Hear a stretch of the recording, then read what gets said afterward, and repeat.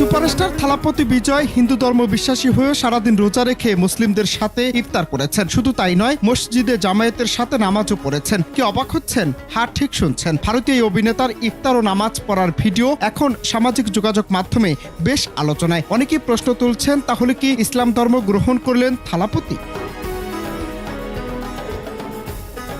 অভিনয় দক্ষতায় তুমুল জনপ্রিয় দক্ষিণী সিনেমার সুপারস্টার থালাপতি বিজয় সিনেমা ছেড়ে তিনি এখন পুরোপুরি রাজনীতিবিদ। 2024 সালের ফেব্রুয়ারিতে রাজনৈতিক দল গঠনের ঘোষণা দিয়ে তিনি 2026 সালের তামিলনাড়ু বিধানসভা নির্বাচনে প্রতিদ্বন্দ্বিতার পরিকল্পনা করছেন। সম্প্রতি রমজান মাস উপলক্ষে অভিনেতার একটি ভিডিও প্রকাশিত হয়েছে। ভিডিওতে বিজয়কে চেন্নাইয়ের একটি ইফতার পার্টিতে অংশ নিতে দেখা গেছে। ওই ভিডিওতে বিজয়কে সাদা কুর্তা এবং মাথায় টুপি পরা অবস্থায় দেখা যায়, এমনকি তিনি দাওয়াতেও অংশ নিয়েছেন। ভিডিওটি সংবাদ সংস্থা ANI তাদের অফিসিয়াল এক্স অ্যাকাউন্টে শেয়ার করেছেন।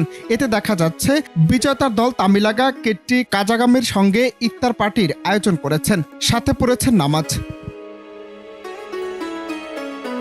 থালাপতি বিজয়ের এই ভিডিও ভক্তদের মধ্যে মিশ্র প্রতিক্রিয়া সৃষ্টি করেছে। অনেকে তার এই সাম্প্রদায়িক সম্প্রীতি প্রয়াসের প্রশংসা করছেন। ভক্তরা সামাজিক মাধ্যমে তার এই কাজকে সাহসী এবং অন্তর্ভুক্তিমূলক বলে উল্লেখ করেছেন, কিন্তু একই সঙ্গে কিছু নেটিজেনরা তাকে ট্রোল করতে ছাড়েননি। সবশেষে জানা গেছে, পবিত্র রমজান মাস উপলক্ষে শুক্রবার সন্ধ্যায় চেন্নাইতে একটি ইফতার পার্টির আয়োজন করেন দক্ষিণ ভারতের তামিল ছবির সুপারস্টার ও রাজনীতিবিদ থালাপতি বিজয়।